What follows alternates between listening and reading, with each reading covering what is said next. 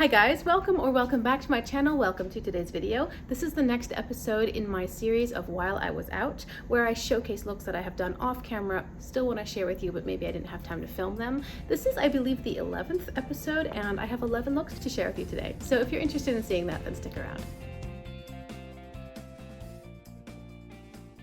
You may know, if you've been here before, that we recently moved from a townhome into a house, and it had been about 6 weeks where I took a break from filming, just between getting packed up, getting moved, and then getting unpacked. I have 2 small children and then an older child. I'm a homeschooling mom, so there's a little bit of madness for a time. And there were looks that I did, but not every day. And so actually this is the majority of the looks that I did off camera. I don't even think it might actually be all of the looks that I did in that approximate 6-week time.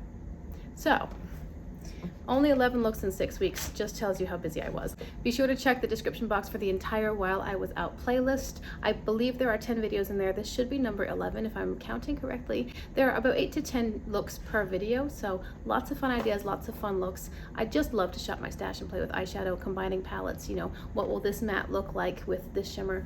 It's a good time. So check that out if you're curious. It's linked below in the description box and carded above for you as well. I have numbered these looks so that you can tell me in the comments which one you like the best.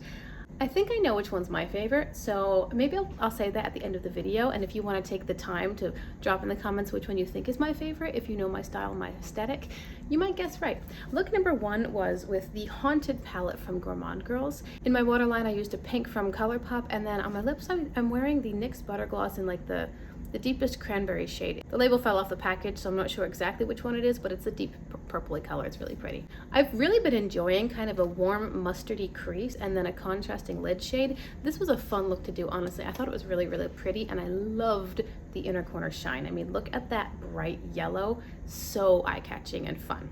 This was not nearly as dramatic as the first time I used the Haunted palette.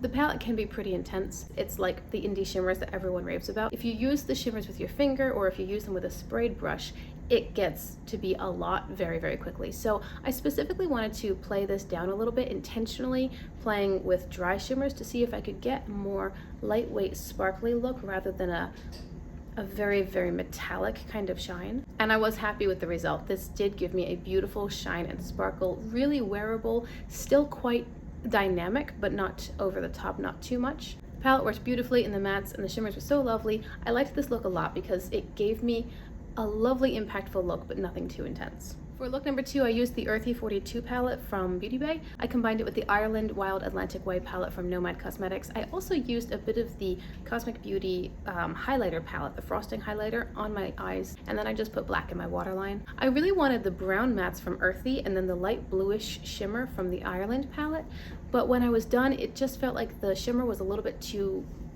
quiet. It didn't really stand out. That's when I brought in the frosting highlighter palette, because there's a blue shimmer in there, and I put that on top of the look. It made it pop a bit more, gave it a slightly different undertone, and really made it more interesting, honestly. I think this is really pretty. This was a lovely combination of soft and colorful, but still kind of fun and interesting. It wasn't too muted or too neutral or too bold or too bright. It was everything in the middle, a bit quieter, and I won't say desaturated, just less bold and less in your face. I also really enjoyed the light green matte inner corner. I'm pretty sure that was the Ireland palette. It was nice. It was nice. I liked this look. Just in case you're curious, I did film today's eyeshadow look. I used a palette that is a dupe for the Natasha Denona I Need a Nude. I like the color story of that palette, but I know that I wouldn't get enough use out of it to justify the price point, but I wanted something that was just true neutrals, not warm, not cool, just somewhere evenly in the middle. So I bought the Lamora eyeshadow palette off of Amazon. It's like $10 or less. Sometimes the price jumps to $12, but I've never seen anything higher than that. And that's what I used today. So this is a reel. I will link it below. It should be live by the time this video goes up, so I'll put it in the description box as well if you want to see. For look number 3, I used the Envy palette from Ace Beauté. I put black in my waterline. On my lips, I'm wearing the Auburn lip liner from Italia Deluxe, and I topped it with the NYX Butter Gloss in the shade Bit of Honey. This is my favorite look ever with the Envy palette. The Envy palette is super intense. It's a very deeply saturated and dramatic palette, and I wanted to see if I could do something that was a bit lighter, a bit more wearable, if you will, just not quite so bold. So I was really happy with the way that this look turned out, honestly. Between the placement of the shadows, the mattes didn't go too high, they didn't bump into my eyebrow. I laid the shimmers down exactly where I wanted them, because recently I had seen that I had been putting my shimmers up a little bit higher and I didn't like the way that looked. So I specifically, and actually since this look, have explicitly been dropping my shimmers down to stay at or below my crease and not go up too high. I just was very happy with the placement of the shadows in this look. I didn't have a matte in the palette for an inner corner highlight because it's a very dark palette, so I just stopped my shimmer at the inner and outer, or rather the upper and lower inner corner, but I didn't put anything on the skin where they meet. I just stopped the shimmer here, and then the very inner corner was basically naked, because I, again, wanted to use only this palette to see how quiet I could make it if I could get a look that wasn't as intense. And I really loved how this turned out. Here's a really fun look. This was using the Cat's Breath palette from Udensai and the Queen Bee palette from Colored Rain. In my waterline, I used blue from ColourPop, the shade Big Splash, and then on my lips, I'm wearing the NYX Smooth Whip in the shade Teddy Fluff. This was a look that I specifically wanted to challenge myself to match my headscarf. What I did was I started with the Queen Bee palette, the Cat's Breath palette. I put blue in my inner corner, and then I went into the yellow matte in Queen Bee, and I put that in the rest of the crease area. I used that as a soft transition color, and then I deepened it with the orange matte, and then I think a little bit of the black matte as well, all from Queen Bee. I did use one of the shimmers from the Queen Bee palette, the one that's a little bit more like rose gold leaning, not the gold greenish one. I used the other one in the center of the lid space, and then I went back into Cat's Breath and took the light blue white marbly shimmer and I put that on the inner corner. I copied everything more or less onto the lower lash line, and it was a really fun, very cool, and kind of unexpected look. I mean, when I saw and first put on this headscarf, which was given to me, I was thinking, wow, those are some difficult colors, I think. And I really wanted to see if I could challenge myself to bring it into the eye look. I think I succeeded. You'll have to let me know. Here is look number 5. For this look, I used the Surge palette from Blend Bunny and the Planet Spirit palette from Udensai. I put black in my waterline, and on my lips, I'm wearing a lip liner from Italia Deluxe in the shade Dusty Rose, topped with the ColourPop lip oil in the shade Hay. I really just wanted black and pink this day. That's all I wanted.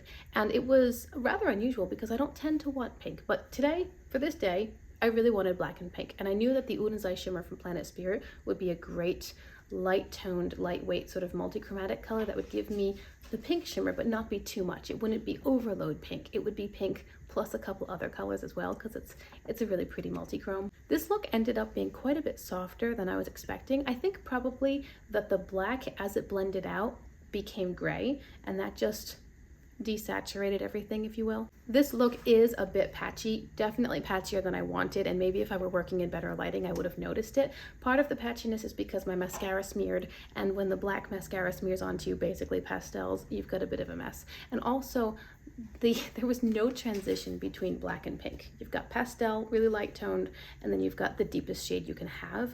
And so bridging that gap, I didn't use any shadows. I just kind of worked them together until they sort of met in the middle, but they didn't really meet in the middle. There's too much disparity between the depth and the lightness, and so I also have patchiness from that.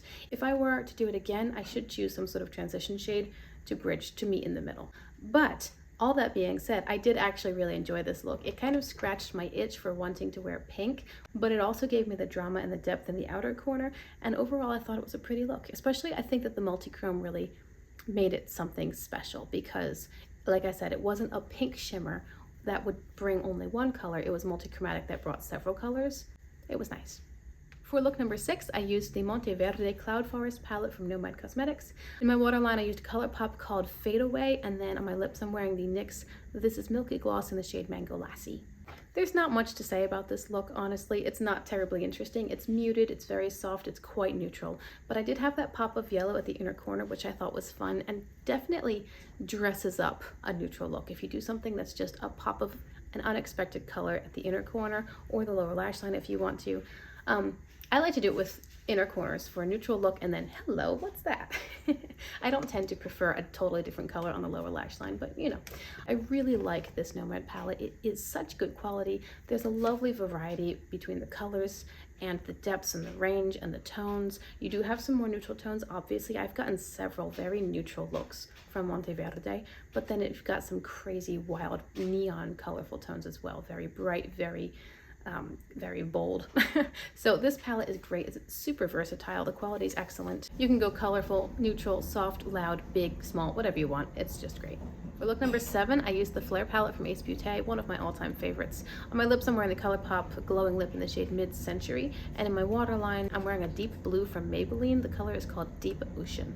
This look wasn't very different for me. I did really like it, but it's not super unusual. I kind of wanted to mix specifically the warm yellows with the cooler deep blue-green tones and then put on a light shimmer. Just for fun, I added the blue shimmer on top of the light shimmer so that, again, just like look number 2, I think, it brought in a different undertone. It just made the look that much more unique and different, a little more interesting. And then a fun little pop of neon yellow at the inner corner. It always dresses things up, makes it look better. It did take some time to properly blend this look because of the colors themselves together, but also against my skin undertones, but it's a great formula and I didn't have any problems. It just took a little bit of extra time. For look number 8 here, I used the Winter Wonderland palette, which was given to me. This is from Cosmic Brushes, not in PR. One of my subscribers sent it to me. It's so kind. I put white in my waterline, and then I think I'm wearing the ColourPop Glowing Lip in the shade Tickled Pink on my lips. I think. I didn't write it down, but I think that's what that is. I'm especially enjoying the purple tones in this palette, which I didn't really expect because when I think about it, I think of it as a blue palette, but the purple tones are so pretty and they're so much fun. It's a very, very cool palette. You're not going to get a warm look out of this. And it is consistent with my experience with the Cosmic Beauty or Cosmic Brushes formula. I don't recall seeing much creasing with this look by the end of the day. I have had creasing with their Serenity palette, but that I think is the worst of the ones that I own as far as creasing. Might have to do with your primer or maybe how oily my lids are or how long I've worn the look.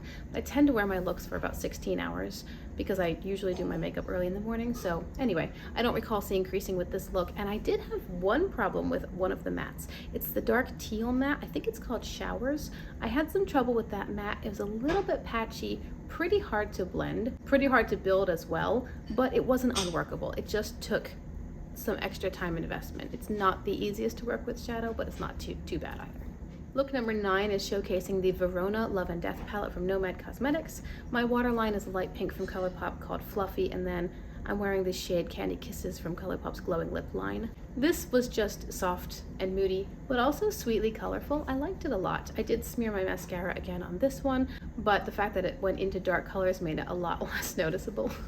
I'm always pleased with my looks from this palette, even though the shimmers can be pretty hard to work with. They're pressed too firmly in the pan, I think, and they can be a bit of a challenge to pick up. But when you do pick them up and get them on the eye, they're really pretty, and I've very much enjoyed every look I've gotten from this palette. I tend to prefer the Death side over the Love side because the Love is basically monochromatic or red-pink 9-pan, and the Death side is purple, blue, black, gray. There's like a soft yellow gold kind of shimmer in there. It's a lot more interesting. But anyway, I do like this look a lot. And then I used the same palette for my face.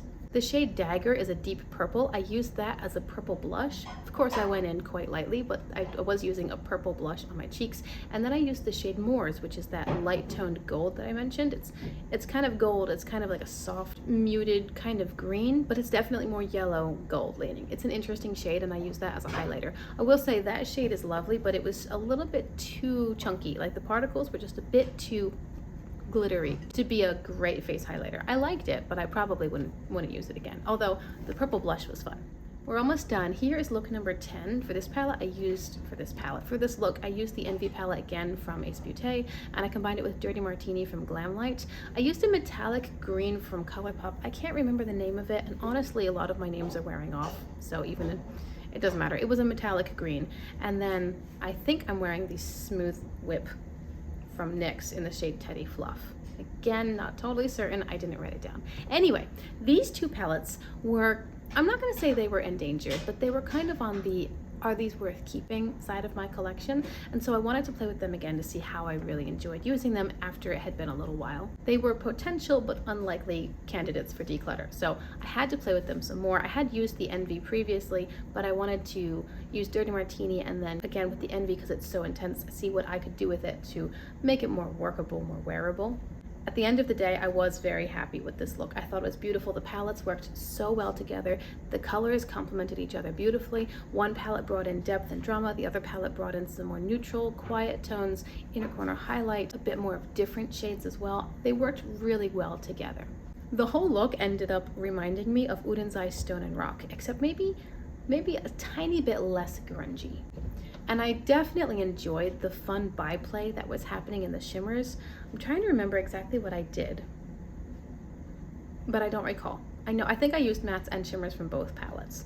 And so it was just fun to see how I could use like that more bronzy sort of shimmer from the Dirty Martini with the totally not bronzy shimmers from Envy. I really enjoyed this look. It was quite pretty.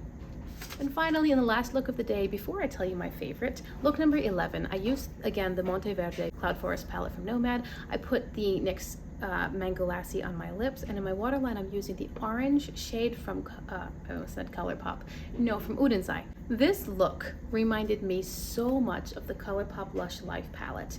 It was like a murky rainforest, and maybe it's partly because I was wearing it with a very bright orange shirt, kind of pulled out those colors a bit more. Which, by the way, I'm not sure I liked. I think it might have been too much. But anyway, the look itself felt to me like the Lush Life palette in one spot. I used the multi-chrome shimmer from the Nomad palette, which turns pink to brown, and that one was really pretty. Of course, every time I turned my head, you could see it catching the light and shifting different ways. I think that shimmer would have been more pronounced if I had been wearing a different colored shirt. I mean, maybe a pink shirt honestly would have really carried the pink out of the shimmer and changed the entire effect of this look. I did enjoy the pop of orange on the waterline. I thought that brightened things up a little bit more. This is still my favorite Nomad palette. Again, it is so versatile. You can do so much with it. This is just not my favorite look from the palette. Not sure if that was because of the shirt or because of the look itself. Maybe my complexion wasn't on that day. I'm not really sure. I'm not really sure what it is. This look just feels kind of a little dirty and heavy to me, so maybe if I'd paired it with like a different colored top, then it would have had a different effect. I don't know. So there you go, the last 11 looks that I've done off camera, pretty much the only looks that I did in the last month and a half while we were moving. But I did have a lot of fun. I always do. I so enjoy shopping my stash and seeing what kinds of combinations I can come up with.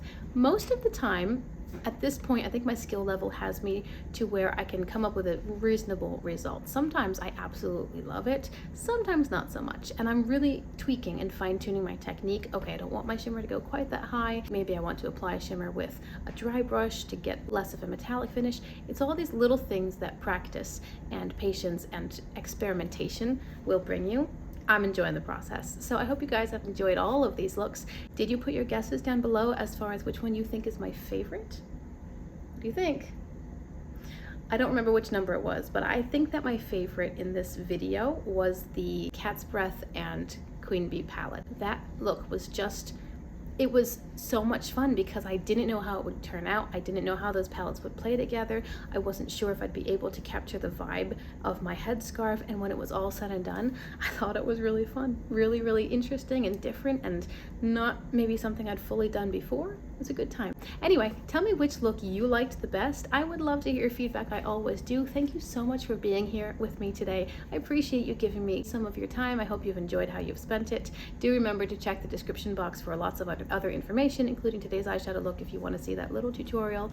I hope you'll consider liking and subscribing before you go if you enjoy this content and you want to see more, and I'll see you guys in my next video. Bye.